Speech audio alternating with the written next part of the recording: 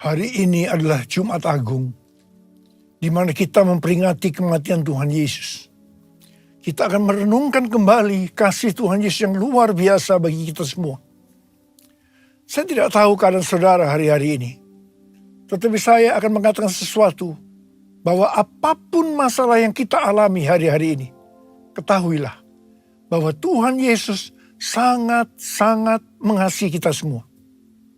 Karena itu Tuhan Yesus menghendaki agar kita berbicara seperti Roma 8 ayat 28 yang berkata, kita tahu sekarang bahwa Allah turut bekerja dalam segala sesuatu, baik enak maupun tidak enak, untuk mendatangkan kebaikan bagi mereka yang mengasihi Dia, yaitu bagi mereka yang terpanggil sesuai dengan rencana Allah. Yohanes 3 ayat 16 berkata, karena begitu besar kasih Allah akan dunia ini, sehingga Ia telah mengaruniakan anak yang tunggal, supaya setiap orang yang percaya kepadanya tidak binasa, melainkan beroleh hidup yang kekal. Ada apa dengan manusia sehingga Tuhan Yesus harus datang dalam dunia ini? Alkitab berkata, semua orang telah berbuat dosa dan telah kehilangan kemuliaan Allah. Upah dosa adalah maut, mati, tempatnya di neraka. Neraka adalah tempat yang sangat mengerikan. Jangan sampai masuk neraka. Karena itu Tuhan Yesus datang ke dalam dunia ini untuk menyelamatkan kita semua. Bagaimana cara Tuhan Yesus menyelamatkan kita? Alkitab berkata, Tuhan Yesus yang tidak mengenal dosa, dijadikan dosa oleh karena kita semua. Supaya di dalam Dia, yaitu mereka yang percaya kepada Tuhan Yesus, dibenarkan oleh Allah. Apa arti dari ayat ini? Tadi dikatakan, semua orang telah berbuat dosa dan telah kehilangan kemuliaan Allah. Upah dosa ialah maut, mati. Jadi Tuhan Yesus harus mati menggantikan saudara dan saya. Kalau kita melihat cara mati Tuhan Yesus, saya katakan sangat-sangat tidak manusiawi. Alkitab menuliskan ada 10 tahap penderitaan Tuhan Yesus dari Taman Getsemani sampai Golgota. Sangat mengerikan. Tapi yang pertama, ketika berada di Taman Getsemani, Tuhan Yesus berdoa kepada Bapa dalam keadaan ketakutan. Sampai peluhnya seperti tetes-tetes darah yang jatuh ke tanah. Pada saat itu, seorang malaikat turun untuk menguatkan Tuhan Yesus. Tuhan Yesus berdoa kepada Bapa, ya Bapakku, jikalau sekiranya mungkin, biarlah cawan ini lalu daripadaku. Tetapi jangan seperti yang ku kehendaki, melainkan seperti yang Kau kehendaki. Di sini Tuhan Yesus mengajar kepada kita bahwa di dalam doa kita boleh menawar, tetapi jangan memaksakan kehendak.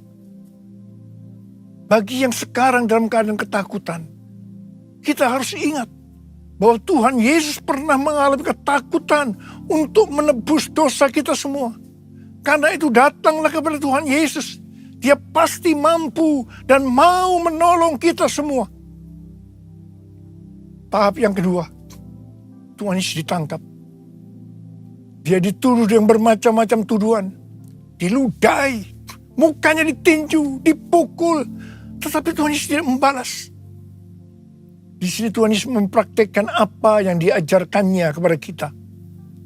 Agar kita mengasihi dan berdoa bagi orang-orang yang membenci kita. Mengutuk kita, mencaci maki kita. Jikalau kita hanya mengasihi orang-orang yang mengasihi kita, apa jasa kita? Karena orang-orang berdosa pun juga mengasihi orang-orang yang mengasihi mereka. Tahap yang ketiga, Tuhan Yesus dibelenggu untuk diadili. Waktu Tuhan Yesus diadili oleh Pilatus, ternyata tidak didapati kesalahan yang membuat Tuhan Yesus harus dihukum mati. Sementara itu orang-orang Yahudi terus berteriak-teriak supaya Tuhan Yesus dihukum mati. Salibkan dia! Salibkan dia!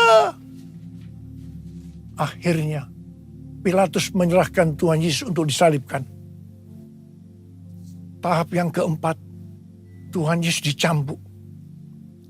Proses awal dari penyalipan, jubah Tuhan Yesus dibuka dan dihukum cambuk. Dua algojo bergantian menghunjamkan cambuk ke punggung Tuhan Yesus. Ujung cambuk itu terbuat dari potongan tulang dan potongan besi.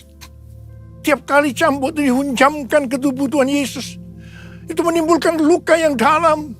Tuhan Yesus berteriak-teriak kesakitan. Darah Tuhan Yesus bercucuran. Tuhan Yesus bermandikan darah. Tahap yang kelima, kepala Tuhan Yesus diberi mahkota duri. Duri ditancapkan di kepala Tuhan Yesus dengan cara dipukul. Sakitnya luar biasa. Darah bercucuran. Tahap yang keenam, Tuhan Yesus memikul salib. Dalam keadaan kesakitan, berlumuran darah, ditambah semalam Tuhan Yesus tidak tidur. Tuhan Yesus harus memikul salibnya. Tuhan Yesus jatuh bangun karena tidak kuat. Maka Simon dari Kirene disuruh menggantikannya. Tahap yang ketujuh, tangan dan kaki Tuhan Yesus dipaku. Sakitnya luar biasa. Sakitnya luar biasa. Darah bercucuran. Tahap yang kedelapan, Tuhan Yesus digantung di atas kayu salib. Pada saat itu, Tuhan Yesus menderita secara lahir maupun batin. Secara lahir, dia merasakan sakit yang luar biasa di sekujur tubuhnya. Dan juga merasa sesak karena ada cairan di menekan jantungnya. Secara batin, Tuhan Yesus menderita karena Tuhan Yesus melihat semua orang yang lalu lalang menghujat dia. Ahli-ahli Taurat, tua-tua, imam-imam menghujat dia. Bahkan salah satu penjahat di sebelahnya juga ikut menghujat. Tahap yang kesembilan, Tuhan Yesus merasa ditinggalkan oleh Bapa. Sekitar jam 12 siang sampai jam 3 petang, tiba-tiba langit di sekitar Golgota menjadi gelap. Tuhan Yesus gelisah. Dan dia berteriak, Eli, Eli, lama sabachthani. Allahku, Allahku, mengapa engkau meninggalkan aku? Tuhan Yesus merasa ditinggalkan oleh Bapa. Orang yang berdosa pada hakikatnya dipisahkan dari Bapa. Jadi untuk menebus orang yang berdosa, maka Tuhan Yesus harus merasakan ditinggalkan oleh Bapa. Dipisahkan dari Bapa. Saya percaya ini adalah puncak penderitaan Tuhan Yesus. Penderitaan lainnya tidak ada artinya dibandingkan merasa ditinggalkan oleh Bapa. Bagi saya pribadi, kalau saya tidak bisa merasakan hadirat Tuhan, itu adalah hal yang paling berat dalam hidup saya. Karena itu saya setiap hari selalu menjaga langkah-langkah dalam hidup ini. Agar saya terus mengalami hadirat Tuhan. Kalau ada dosa, harus cepat diselesaikan. Supaya terus merasakan hadirat Tuhan. Saya berharap saudara juga melakukan hal yang seperti itu. Kalau ada di antara kita yang sudah tidak merasakan hadirat Tuhan, dan kita menganggap itu sesuatu yang biasa, kita harus bertobat. Tidak ada yang lebih berbahagia daripada kalau kita berada dalam hadirat Tuhan. Sebab Alkitab berkata, di hadapanmu ada sukacita berlimpah-limpah. Artinya di dalam hadirat Tuhan ada sukacita dan kebahagiaan yang berlimpah-limpah. Tahap yang ke-10. Tuhan Yesus berkata, sudah selesai. It is finished. Ya Bapa, ke dalam tanganmu userahkan nyawaku. Lalu Tuhan Yesus mati. Pertanyaannya, mengapa Tuhan Yesus harus mati dengan cara demikian? Mengapa tidak dengan cara yang mudah? Dipenggal kepalanya, selesai. Mengapa Tuhan Yesus harus mati dengan cara bermandikan darah? Alkitab katakan, tanpa penumpahan darah. Tanpa penumpahan darah, tidak ada pengampunan dosa. Untuk mengampuni dosa saudara,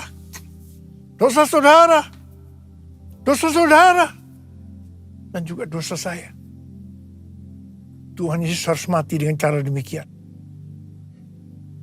Selain itu, apalagi yang Alkitab katakan dengan cara mati Tuhan Yesus yang seperti itu?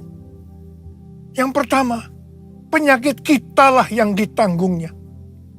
Yang kedua, penderitaan kita yang dipikulnya. Dan oleh bilur-bilurnya kita disembuhkan. Terukur kasih-Mu Yesus, Kau telah mati gantikan diriku. Kau curahkan darah-Mu untuk tebus dosaku.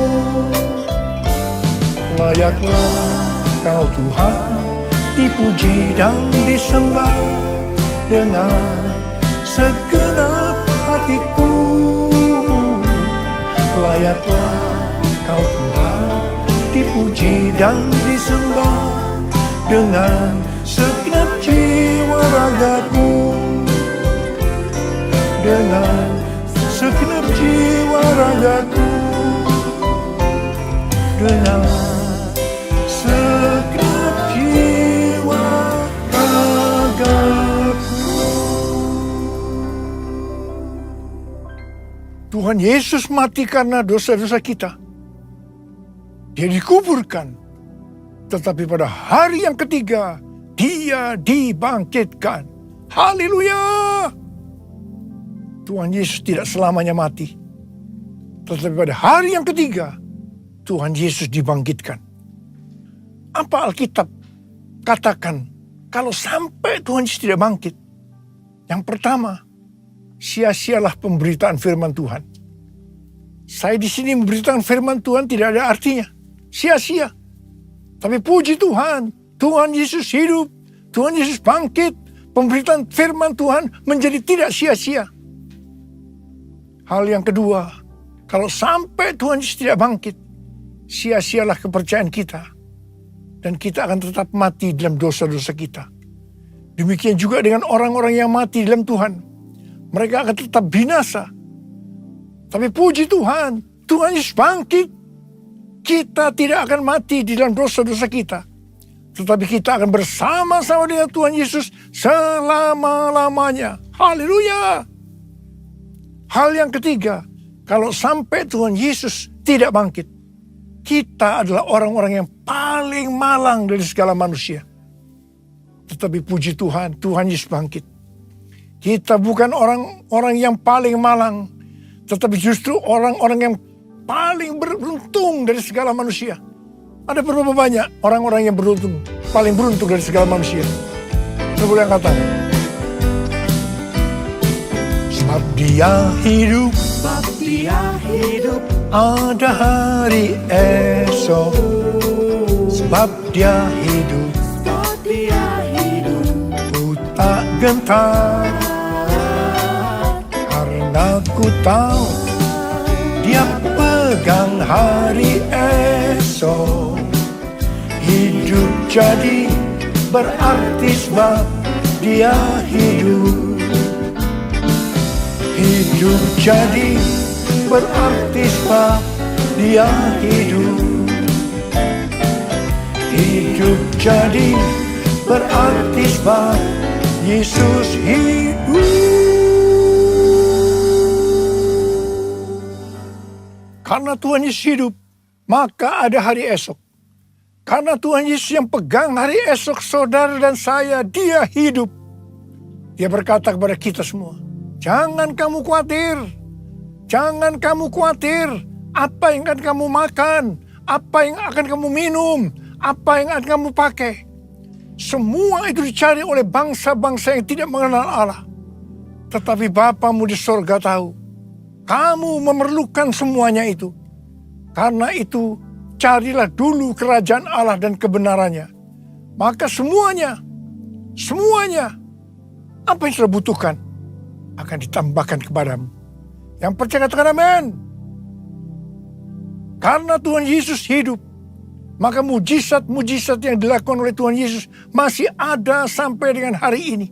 Orang buta melihat, orang lumpuh berjalan, orang tuli mendengar, orang mati dibangkitkan, orang kusta menjadi tahir, dan kepada orang-orang miskin diberitakan kabar baik. Karena Tuhan Yesus hidup, kita melihat Pentakosta ketiga sedang digenapi, di mana melalui semua peristiwa yang terjadi saat ini, penuaian jiwa yang terbesar dan yang terakhir sebelum Tuhan Yesus datang kembali terjadi. Hari-hari ini terjadi kebangkitan generasi Yeremia, yaitu generasi anak-anak muda yang dipenuhi dengan Roh Kudus, cinta mati-matian kepada Tuhan Yesus, tidak kompromi terhadap dosa, dan akan memenangkan banyak jiwa. Di Asbury University, Kentucky, Amerika, sudah terjadi revival. Sejak tanggal 8 Februari 2023, terjadi revival di antara anak-anak muda generasi Yeremia. Mereka mengalami pertobatan, kesembuhan, baptisan Roh Kudus. Revival ini sedang menyebar ke seluruh Amerika dan juga sedang bergerak ke bangsa-bangsa. Pentakosta ketiga sedang turun di Amerika dan sedang bergerak ke bangsa-bangsa. Haleluya! Karena Tuhan Yesus hidup, maka memasuki tahun 2023, Tuhan memberikan tema bahwa tahun 2023 adalah tahun untuk bangkit. Jadilah pemenang. The year to rise up, be victorious.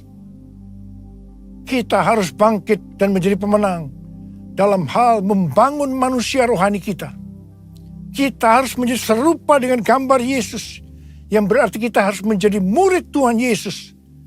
Sesuai dengan Roma 8 ayat 29, maka target kita sebagai orang percaya adalah menjadi serupa dengan gambarnya. Artinya menjadi murid Tuhan Yesus.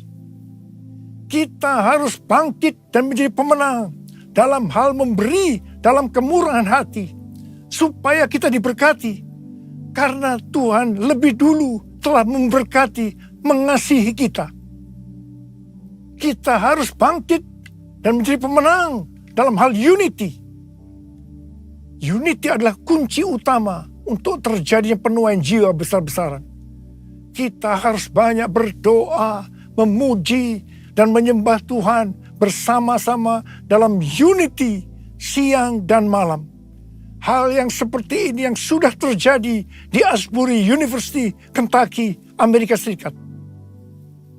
Karena Tuhan Yesus hidup, maka kita harus bangkit dan menjadi pemenang dalam hal takut akan Tuhan. Tuhan Yesus berkata dalam Lukas 12 ayat 4 dan 5. Aku berkata kepadamu, hai sahabat-sahabatku, janganlah kamu takut terhadap mereka yang dapat membunuh tubuh dan kemudian tidak dapat berbuat apa-apa lagi. Aku akan menunjukkan kepada kamu siapakah yang harus kamu takuti. Takutilah dia yang setelah membunuh mempunyai kuasa untuk melemparkan orang ke dalam neraka. Sesungguhnya aku berkata kepadamu, takutilah dia. Amsal 8 ayat 13 berkata, takut akan Tuhan ialah membenci kejahatan. Aku benci kepada kesombongan, kecongkakan, tingkah laku yang jahat, dan mulut yang penuh tipu muslihat. Mazmur 25 ayat 12 sampai 14 berkata, siapakah orang yang takut akan Tuhan? Kepadanya Tuhan menunjukkan jalan yang harus dipilihnya. Orang itu sendiri akan menetap dalam kebahagiaan, dan anak cucunya akan mewarisi bumi. Tuhan bergaul karib dengan orang yang takut akan dia, dan perjanjiannya diberitahukannya kepada mereka. Haleluya! Sekali lagi, saya mau katakan kepada kita semua, bahwa kita harus takut akan Tuhan. Jumat Agung mengingatkan kita bahwa Tuhan terlebih dahulu mengasihi kita semua. Karena itu kita harus mengasihi Dia. Nothing can tear me away from your love, Lord. Nothing can separate your heart from mine. Nothing can tear me away from your love, Lord. I am yours, I am yours. And I love you, Jesus, I love you. Yes, I love you, because you first loved me. And I love you, Jesus, I love you. Yes, I love you, because you first loved me. Because you first loved me. Because you first loved me. Because you first loved me. Mari angkat tangan kita di hadapan Tuhan, sembah Dia. Mari kita berbahasa roh sama-sama. Yang belum berbahasa roh jangan diam. Katakan haleluya. Haleluya, paramasikaralamara. Haleluya, haleluya. Oh, ya la la bara bara bara bara bara bara. Ya Aba, ya Aba, ya Aba, ya Aba, ya Aba. Betapa baiknya Engkau ya Aba, ya Aba, ya Aba. Oh Tuhan, terima kasih. Terima kasih Tuhan. Terima kasih pada Jumat Agung ini untuk mengingatkan kembali kepada kami bahwa Engkau terlebih dahulu mengasihi kami semua ya Aba. Engkau yang mengasihi kami terlebih dahulu. Dan Engkau menghendaki meminta kami mengasihi Tuhan dengan segenap hati, dengan segenap jiwa, dan dengan segenap kekuatan. Itu yang akan kami lakukan ya Aba. Ya Aba, ya Aba, terima kasih. Terima kasih, terima kasih. Orala bakira la bara. Orala bara bara bara bara bara bara bara. Oriala la bara bara bara bara bara. Oriala la bara bara. Because you first loved me. Because you first loved me. Because you first loved me.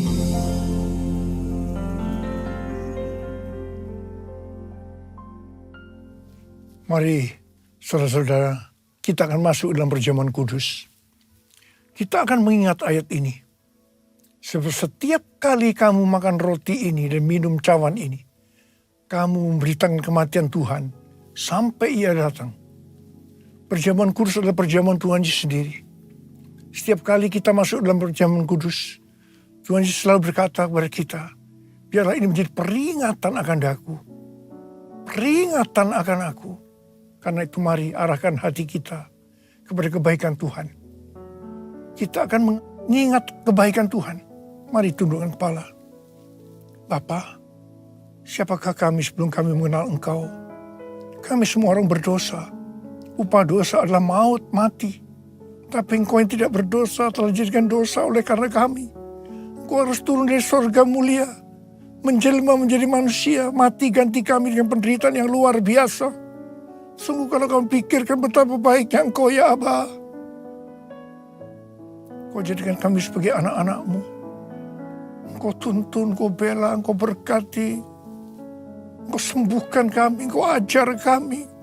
Engkau tegur kalau kami salah. Itu Engkau ya Aba. Itu Engkau. Tuhan akan memberkati kita melalui perjamuan kudus. Tapi Tuhan mau kita makan dan minum dengan cara yang benar. Karena itu masing-masing sekarang lihat diri kita masing-masing. Introspeksi. Kalau Tuhan ingatkan dosa yang belum diselesaikan, ini saatnya kita minta ampun kepada Tuhan. Ampuni kami Tuhan. Ampuni kami, ampuni, ampuni. Ampuni, ampuni. Tuhan, Kau melihat anak-anak-Mu yang sedang menyelesaikan segala sesuatunya dengan Tuhan. Ampuni mereka. Ampuni kami semua ya Aba. Ampuni. Kami akan masuk dalam perjamuan kudus dengan hati yang penuh ucapan syukur. Dalam nama Yesus yang berdoa. Amin. Sekarang mari angkat roti di tangan kanan kita tinggi-tinggi. Sebab apa yang telah kuteruskan kepadamu telah aku terima dari Tuhan. Itu bahwa Tuhan Yesus pada malam waktu ia diserahkan mengambil roti. Dan sesudah itu ia mengucap syukur atasnya. Ia memecah-mecahkannya dan berkata, inilah tubuhku yang diserahkan bagi kamu. Perbuatlah ini menjadi peringatan akan aku. Saudara kasih Tuhan, bukankah roti yang kita pecah-pecahkan ini adalah persekutuan kita dengan tubuh Kristus? Mari kita makan dalam nama Yesus.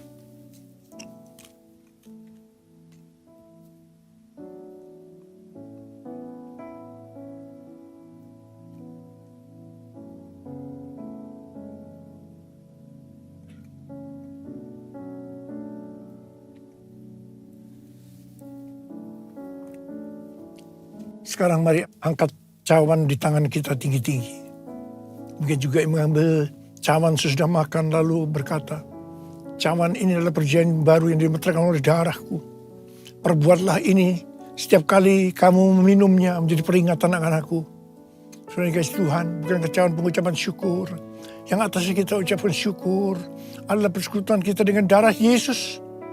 Mari kita minum dalam nama Yesus.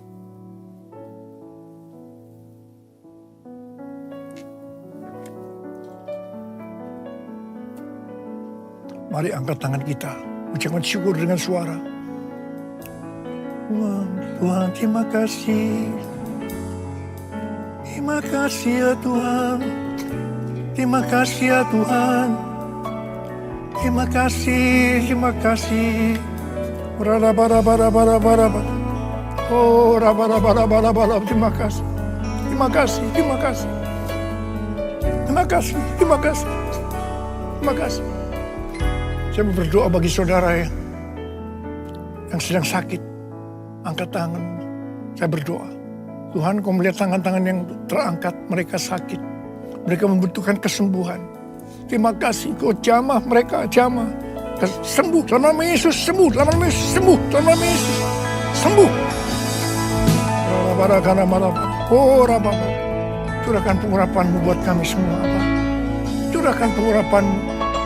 Terima pengurapan Tuhan, terima. Kami terima pengurapan-Mu Tuhan. Kami terima.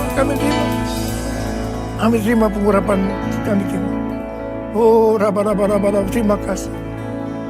Terima kasih Yesusku, terima kasih Yesusku.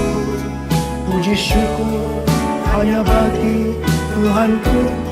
Terima kasih Yesusku, terima kasih Yesusku. Puji syukur hanya bagi Tuhanku. Terima kasih Yesusku, terima kasih Yesusku. Puji syukur hanya bagi Tuhanku. Terima kasih Yesusku, terima kasih Yesusku. Puji syukur hanya bagi Tuhanku. Puji syukur hanya bagi Tuhanku. Puji syukur hanya bagi Tuhanku.